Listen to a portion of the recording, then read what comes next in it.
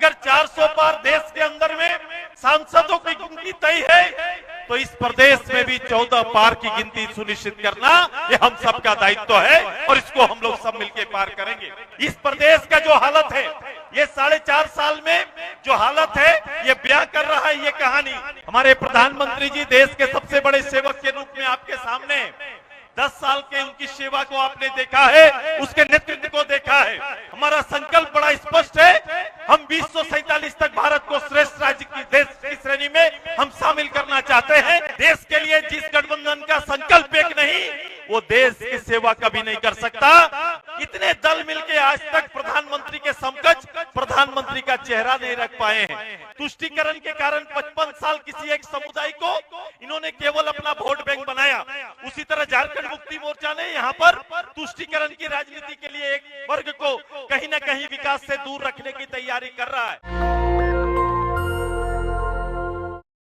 आदरणीय प्रधानमंत्री जी के नेतृत्व में हमने इस प्रदेश के दायित्व को एनडीए के परिप्रेक्ष्य में 14 के 14 सीट जीतने का नारा हमने तय किया है और हम सभी भारतीय जनता पार्टी आजसू के कार्यकर्ता, लोजपा के कार्यकर्ता और सहयोगी जदयू के कार्यकर्ता मिलकर पूरे प्रदेश में काम कर रहे हैं, अपने राजनीतिक दायित्व का निर्वहन कर रहे हैं। और जो मैं प्रदेश भर में घूमने के बाद जो हालात मैं देख रहा हूं, जो उत्साह 14 का, जो उत्साह 19 का, 19 से भी ज्यादा उत्साह इस बार पूरे झारखंड के जनगण के अंदर में है।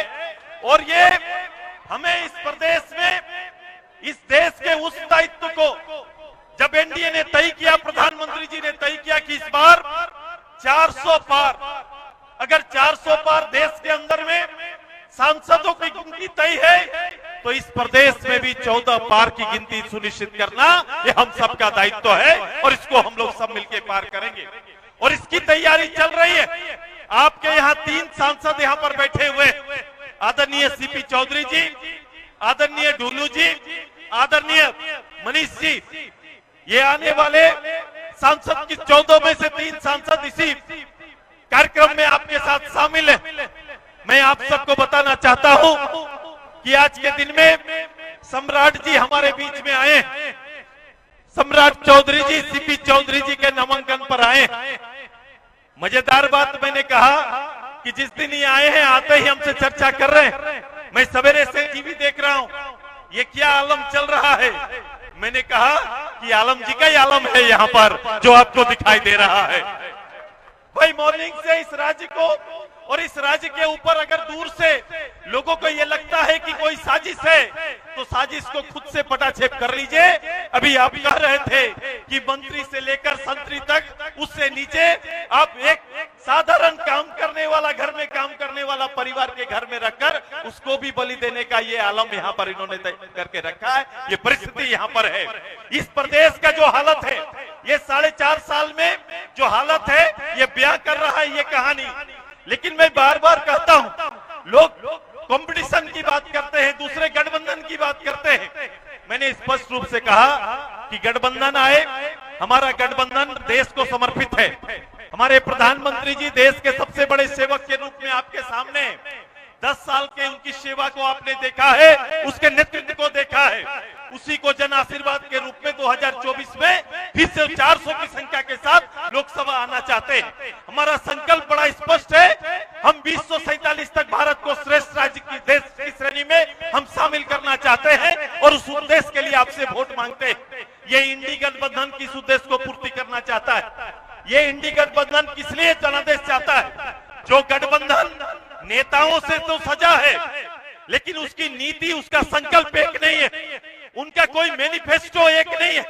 देश के लिए जिस गठबंधन का संकल्प एक नहीं, वो देश की सेवा कभी नहीं कर सकता।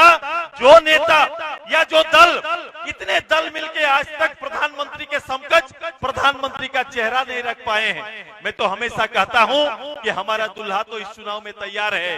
इंडिया गठबंधन बता दे उसका दुल्हा का चेहरा कौन होगा, अभी तक तय नहीं कर पाए और बाराती निकाल दिए। बाराती निकाल दिए हैं, तय नहीं है कि दूल्हा कौन होगा।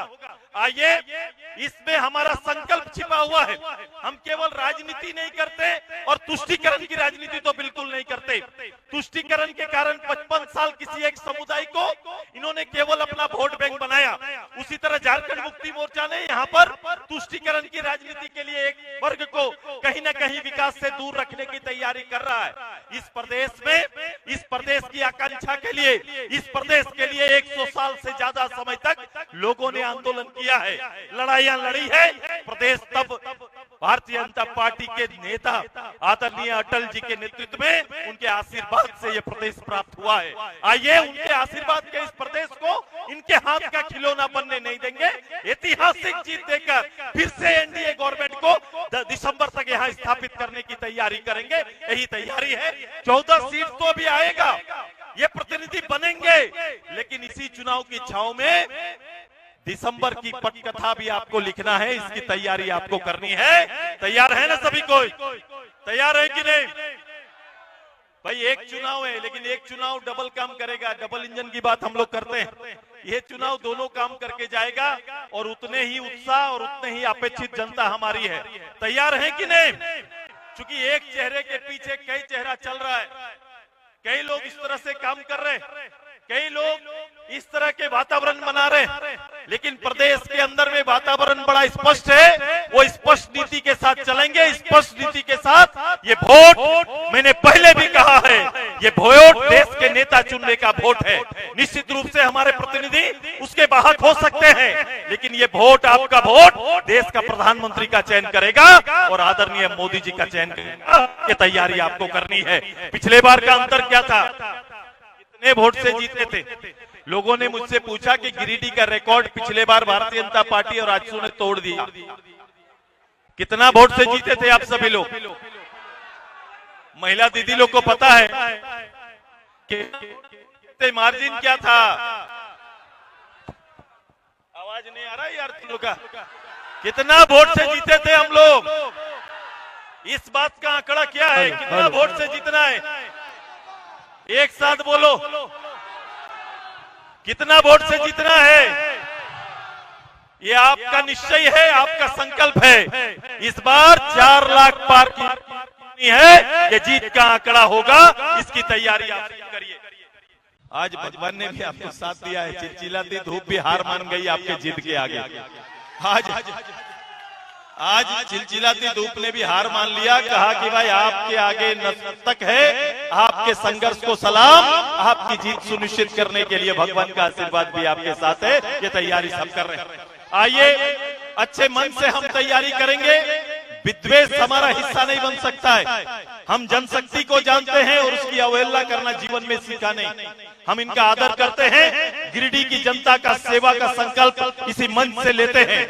जितना काम आगे बढ़ा सीपीजी के नेतृत्व में, इससे भी आगे यहाँ की जनता को और सुविधा देने के लिए और इनके जीवन को सरल बनाने के लिए आजसू पार्टी एनडीए आपके साथ मिलकर काम करेगा। यही संकल्प के साथ मतदान की अपील करते हुए जाइए गांव में, तैयारी करिए और जो संकल्प आपने लिया उसे पार करने की तैयारी करिए। नेशनल दस्तक की आपसे गुजारिश है कि अगर इसको बचाना चाहते हैं तो नेशनल दस्तक को सब्सक्राइब करने के लिए रेड कलर के सब्सक्राइब बटन को दबाएं, फिर बेल आइकन की घंटी दबाएं। नेशनल दस्तक को बचाने के लिए बहुत जरूरी है कि हर खबर को शेयर करें, लाइक करें, कमेंट जरूर करें।